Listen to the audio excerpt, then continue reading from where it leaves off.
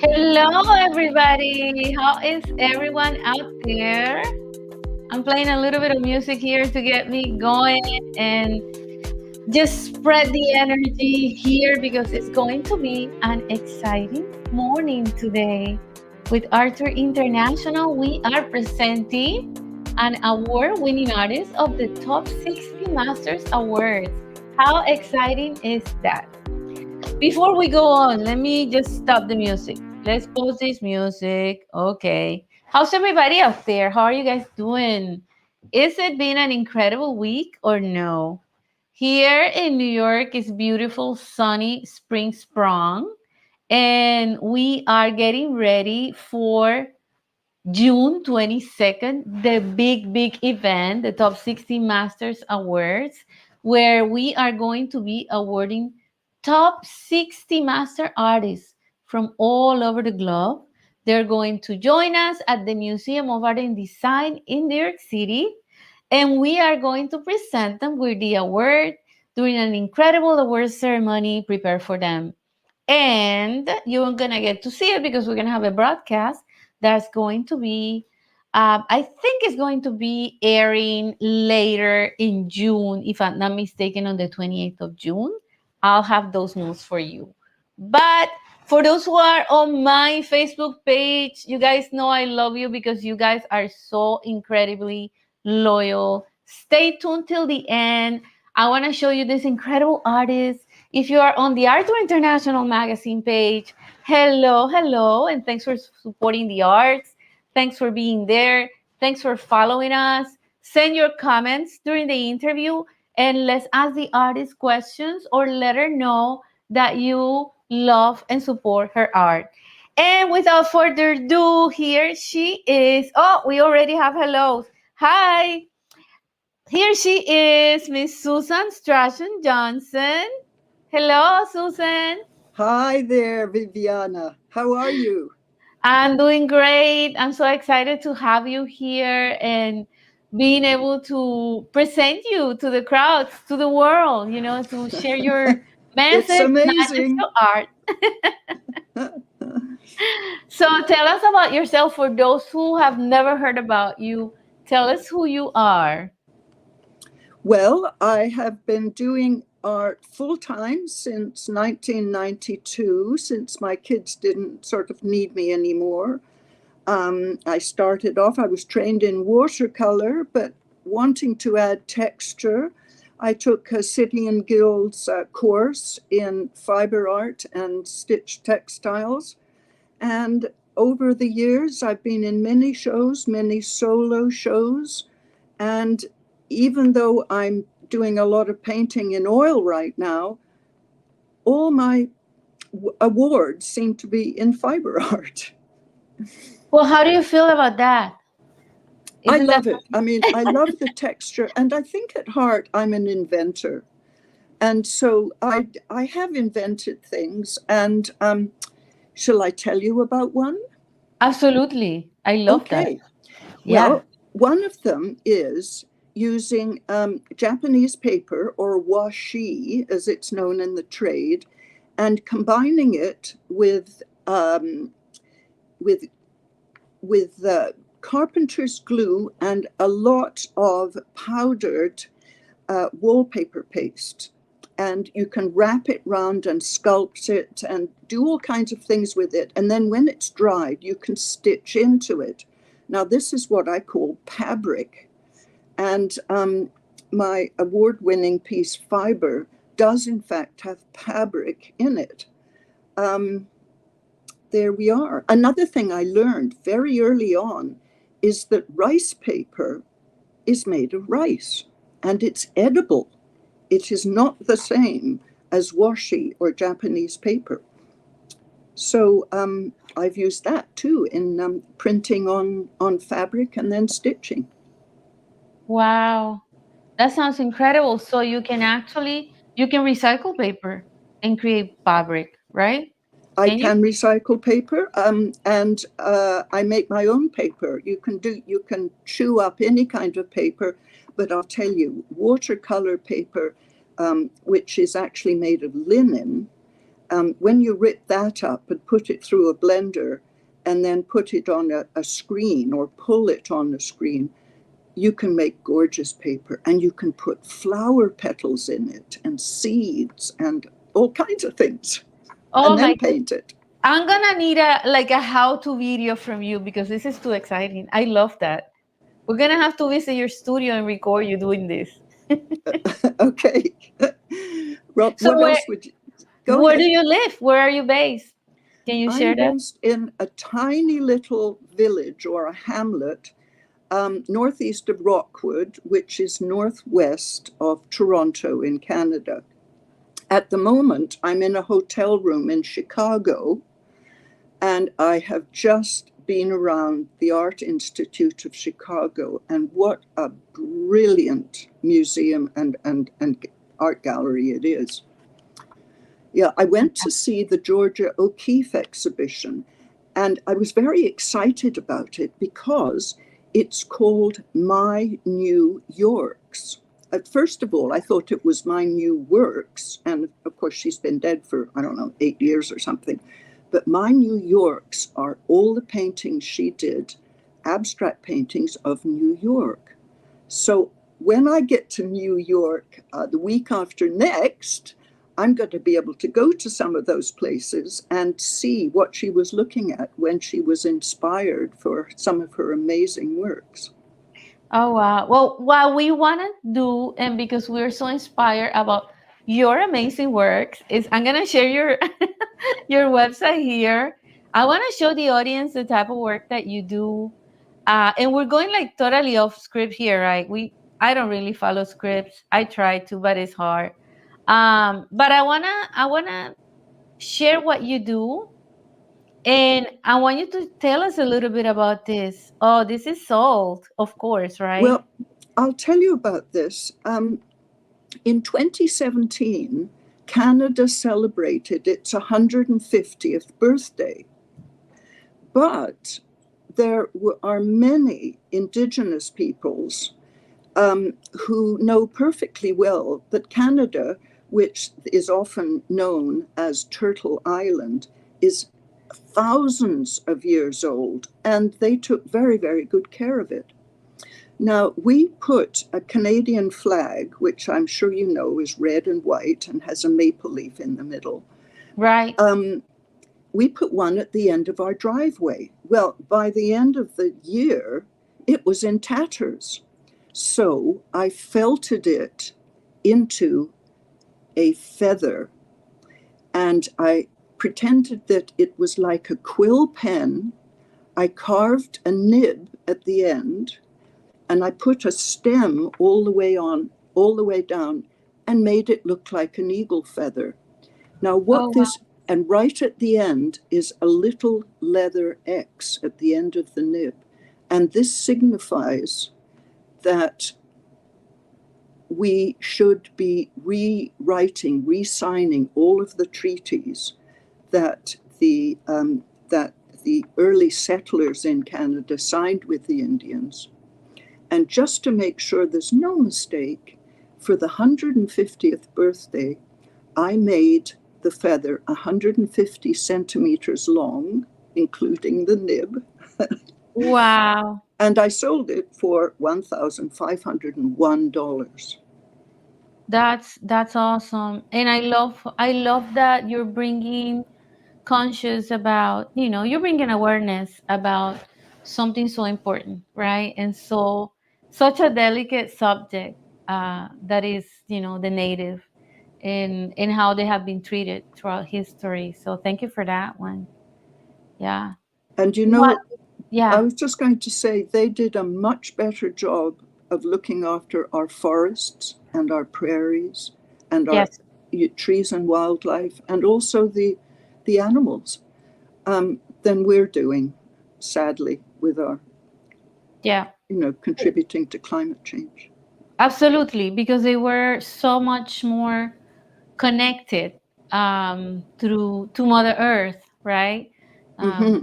that's one of my passions, environmental conservation, and it comes from that root of mine. I also have Native ancestry, so I think that comes from there. I believe that we need to bring awareness, and you as an artist are doing that. It's just phenomenal. More and more artists need to do it. Can you tell That's us right. about yourself? Tell us about how you started. How was this journey of you discovering yourself as an artist? Well, I guess it started with me drawing and painting horses. When I was 7 years old, I was given my first pony. And of course, the first thing I did was figure out, why there couldn't be a Pegasus, because then he would have 6 limbs instead of just four. And also, a unicorn was impossible, and all of that. So that's where it started. Now, my mother, Isabel June Forsell, was also a considerably talented watercolorist. And she basically gave me my first lessons in watercolor. And then when my kids were, able to drive themselves to school or whatever, I started doing watercolor first time. I guess, yeah, that's it. And then from there, I just continued to experiment and felt very blessed that I could afford to do this full time. I built a Wow. studio over our garage, and and my husband, bless him, we'd been married almost 50 years. He kept me in the style to which I had become accustomed. That's awesome. I wanna say hello to everyone that's saying hi. I have Justin. That's a great journey to become a good artist. I'm gonna check some of the comments, Susan, if you don't mind, Oh, just please. to say hello to them. Let's see. It's delightful the process of Susan creating her artwork. Oh, thank you, V March. Thank you. I finally meet the great Susan Strachan Jones. Oh, thank you, Paula. Thank you. Uh, We have some really cool comments here. Luis is Sorry, very not now. it's very interesting to know the works and see the art around the world.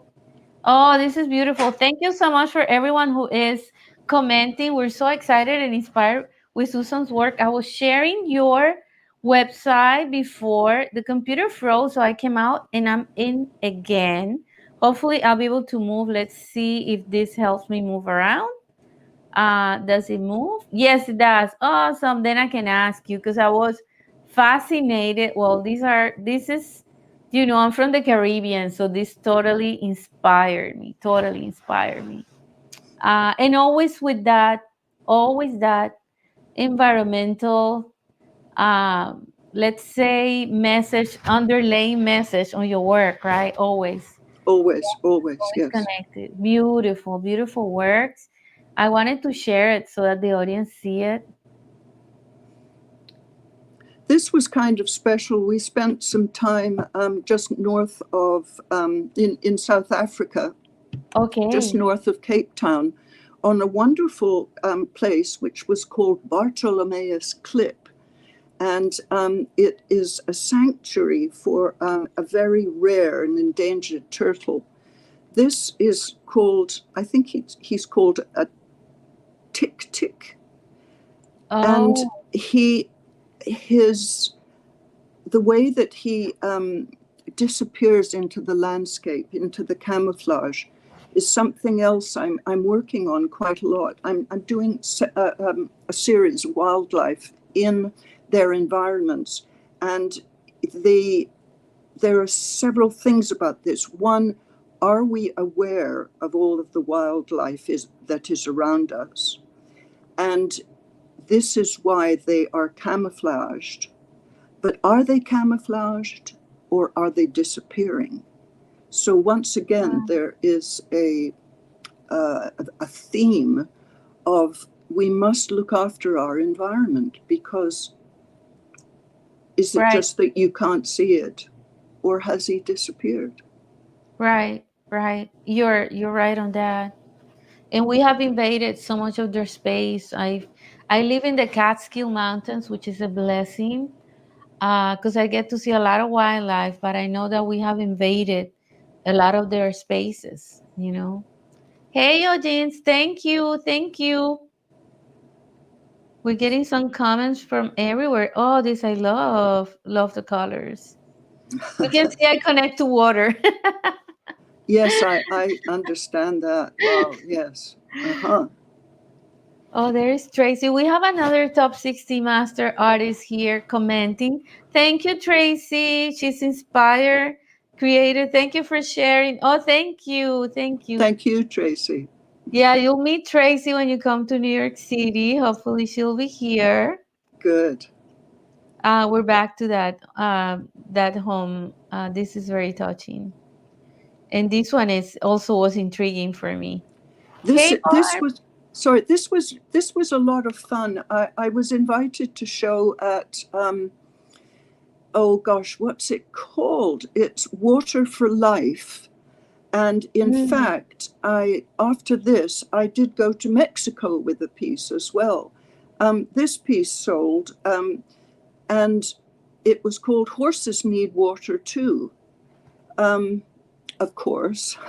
right. And it preceded a show I did called Equimanity, which is, I mean, I've always loved horses, and they are a lot smarter and good at communicating than some people give credit for.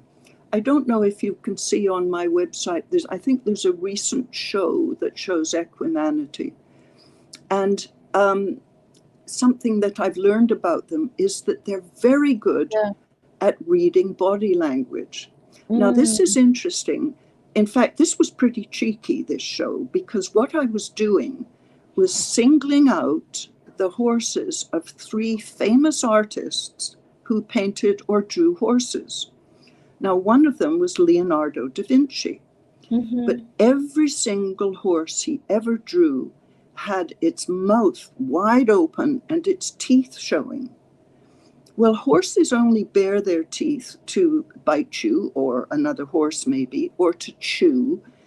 And I've often wondered why he did that. So I researched and I found out that the method of breaking and training horses in his time was viciously brutal. They had terribly wicked Oh. bits on their bridles, Mm. and the horse had um, no chance to disobey because they were hurting.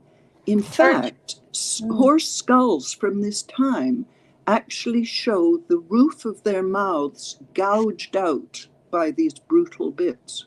So Oh, that's why the the appearance of his horses is always so odd. The wow. second artist that I, again, being a bit cheeky, that I corrected was a very famous horse artist called George Stubbs. Oh, here's a good example. You Mhm. see all of Da Vinci's drawings on the right. All the horses have their mouths open. Well, why? On the left, I did a sketch to show why horses have their mouths open. One of them is to whinny, to neigh, and one of them is to yawn, Oh, etc., etc. right. Anyway, the next artist if was George Stubbs. This is another Da Vinci. If you scroll down, you'll eventually get to, there's always my drawing on the left. Now, oh, this is George Stubbs. If you could go back to the rearing stallion, this horse is called Whistlejacket, and the portrait on the right is probably the most famous portrait of a horse in the UK. Mm. His name is Whistlejacket, and he was owned by Lord, I think his name was Rotherham.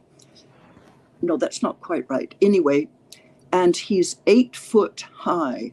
When you go into the National Gallery in London and you just keep walking straight on and on and on and on through all kinds of galleries, eventually you will get there, unless he's on tour. Well, I did some research about this horse, and for a start, he's not that dark. one of the things that George Stubbs, who was a very famous horse artist, and in fact, who self-published the first book on horse anatomy ever. He was 100 years before photography. So we all have the advantage of seeing how horses move, how they gallop, how they trot, what their footfall is, because we can take photographs of them. George Stubbs did not have that luxury. So what he did was he used to take a dead horse, corpse of a horse, he used to carry it upstairs to his studio where he dissected it, and he then drew the bones and the muscles and everything. One of the things he couldn't decipher was a horse's shoulder, because he doesn't have a shoulder, and his front legs are not actually connected to his backbone. They're connected with a number of muscles and ligaments and things. And of course, after 10 weeks of taking apart a dead horse, there wasn't much left of it. Hence the mistakes in his rearing picture of a rearing whistle jacket. What we call the shoulder is too big. The head is too small. A horse could not possibly balance. The center of gravity is wrong in the picture. But the client who wanted him to paint this insisted that the horse be positioned like this because it was the fashion of the time. Incredible. Interestingly, Whistlejacket was related to the first horses, the first three famous stallions who founded the thoroughbred race, the racehorses, flat racehorses. Anyway, this is another picture of what Whistlejacket probably looked like. He was from the Arabian Peninsula, but he wasn't an Arabian. He looked much more like a species of horse called, a breed of horse called the Akhal-Teke, which is now really seen only in Tajikistan and Azerbaijan. The third painter I picked apart, and I actually met his daughter, and she said, "Don't do this.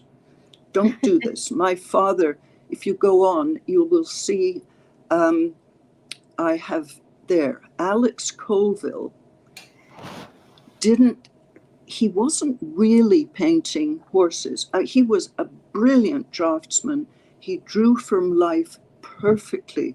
He was a war artist, a Canadian war artist during the Second World War, and actually was asked to tour and, quote, document the situation when the Allied forces relieved the concentration camps of Bergen-Belsen. And what he saw there, he was only 22 or something at the time, and what he saw there was terrible. He saw deep pits full of corpses, some of them still moving before they were buried. He saw them in terrible, starving state, in perched on beds, one on top of the other, and his art changed forever after that. So he wasn't really painting horses. He was painting what an art professor of mine, friend of mine, said was a phantasmagorical horse. My goodness. I don't know how much time left, but is there a picture of horse and train? Let me see. In your website? After that, further on, there. The painting, the drawing, I wasn't allowed for copyright reasons to put his actual paintings on my site. So I did a drawing of his horse, which you can see is very strange. The head is too small, the footfall is wrong. And the version of his painting that I did is the one on the left. Now, this is one of his most famous pieces. And it's not about a black horse galloping on a train track towards a steam train. What it is, it's about a dark horse, hopefully one day, stepping out of the order, the line of the rigidly controlled army, and to commit, well, to die and to stop the war machine. So the Wow. train is a steam train. It's not an armored train like was used by the Nazis in the Second Mm-hmm. World War. It's not a real horse in Colville's painting. It's a phantasmagorical horse who is hoping Wow. there to put an end to war. And my God, I'm in favor of that. Absolutely. It's so inspiring what you're doing, and just going into your universe and how you're creating these messages and sharing these messages. How does it? Where does it start? Like, where do you get this inspiration? What is the process there? Well, as we know, we have two wars going on right now, and my Mm, heart bleeds for them. There's news stories. I mean, if you can believe it, there was a news story in Canada that I read about 3 days ago or something, saying that the government is considering um, calling young men to join the army, conscription. I mean, we haven't had conscription in this country since the Second World War. I have I checked on the age group because my dear wonderful son, who's a singer, for goodness sake, he's a singer and he does computer work. He's 43. Thank God. The mm, age group would be 20 to 40 that they would ask for conscription in Canada. I can't bear that thought. I think it's yeah, terrible. yeah. I think that's why I appreciate artists like you who are bringing awareness. We gotta keep pushing and keep inspiring hope, right? And sending light and sending hope and joy to the world. That's our job. I mean, It we is. gotta create some balance somehow, and I think And artists are called for that, right? I agree. And one person can make a difference. Yes, I can't absolutely. remember who said it, but it was a very wise person said, if you don't think someone small can make a difference, try sleeping with a mosquito. I love that metaphor. We're getting some really nice comments here. I appreciate everybody that's sending Susan comments. We just keep talking, guys, but we are aware that you are sending comments, and we appreciate you all. I cannot list everybody. There's so many. You're inspiring a lot of the crowd out there. Luis, thank you. I've seen a few of your comments. Thank you so much. Susan, well, let's go back to you, and you as the winner of a Top 16 Masters Awards 2024. How do you feel about that? How do you feel about being, a top 60 master? There's only 60 that we choose every year. What's the feeling? Are you coming to New York? Tell us about that. I am coming to New York, and I can't wait to meet you in person, Viviana. Um, Thank you. Same it's here. I have not been in New York for, I guess it's 50 years. So Okay. I guess there'll be one or two changes, right? Yes. I'm really looking forward to that. I'm looking forward to going to the galleries and, like I said before, to visit some of the sites that Georgia O'Keeffe painted. How do I feel about the award? I couldn't believe it at first. I could not believe it. I thought, hey, I'm just one artist, in some tiny rural community northwest of Toronto. Why would anybody take any notice of me? And then my husband said, look, spend the money, go, it's worth it. It might be your last hurrah. I am getting on. I do have a pacemaker. I have survived cancer, so I know I can't go on forever.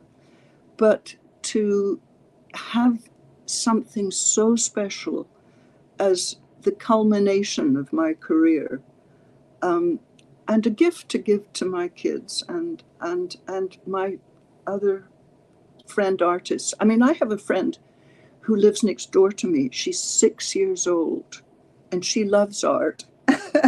So I can pass on some of my energy and excitement to her. Wow. You're like really touching my heart now. And I think one of the goals really is to inspire everyone. The reason why we recognize talented artists like you, who are not only just talented, incredibly masterful, creations that most of these masters create. It's also, we go deeper into that, as you can see, and we look at the message. What is this artist sharing, and are they making the world a better place? And you definitely are. You are so much worth of that award and much more. This award is only a tiny thing of the incredible recognitions that you deserve. Really, we feel honored to have you. We feel honored to award you with the Top 60 Masters Awards, and we are so happy that we can raise your voice, that we can share your message, that we can make this world a better place because you exist in it, because you're creating work and you are creating awareness. So thank you so much for being part of this, really. Well, thank you, Viviana. It really is an honor. Thank It really is. Thank you so, so much. Thanks. And oh, thank you. I'm trying to look at the camera, guys. When I look down here, I look at the computer. I'm trying to look at the camera so that you see our faces and our eyes and see that we're talking. We speak from the heart, really. There's no script here. Usually the script was done and it was thrown away. And the Uh-huh. team knows that. We speak from the heart. The artist speaks from the heart. I invite you to support the artist. I invite you to visit her Facebook page, her Instagram page. Let her know how you feel about her work. And we can wait to have you, Susan. Thank you so much for being part of this interview. Thank you so much. Thank you so much. Okay. God bless. See you soon. See you Bye. soon. See you soon. Bye. Bye bye. Wow, that was so inspiring, guys. Are you I mean, I'm tearing up here internally. Really, this was so inspiring. So informative as well. I hope you rewatch this. There's so much to learn. What she was sharing about horses, about the universe, about nature. So many messages that we received today. The bottom line is take care of Mother Nature, take care of your environment, do whatever tiny thing you can to contribute to humanity. Any action that you can do today, smile to contribute to world peace. Believe it or not, starts with us. Start with us. We want peace. We want peace. We need to be the peace that we want in this world. So thank you so much for watching this Art to Heart interview to our top 60 Masters awarded artists. We're gonna be bringing you more artists, and tomorrow we have two interviews planned. I hope you tune in. You're going to see me live this week because we're interviewing these artists. I want to share their message. This is the goal. This is the mission. This is what we want to do in this life. It's especially me here in Arthur International. Is share the message. If I'm on Facebook, on Instagram, or any social media, if Arthur International is alive, it's because we want to give voice to those who are making the world a better place with their message. So I hope you share their message. I hope you receive it. I hope you share your message as well. And if you have a message and want to share it with us through our live broadcast, send me a DM, send me a message on Facebook, Instagram, whatever. Send us your comment. Let us know, and we'll bring you here because we want to contribute whatever we can to a better world for next generations and for us too. And thank you all for watching. Thank everybody for tuning in. Until I see you tomorrow, don't forget to stay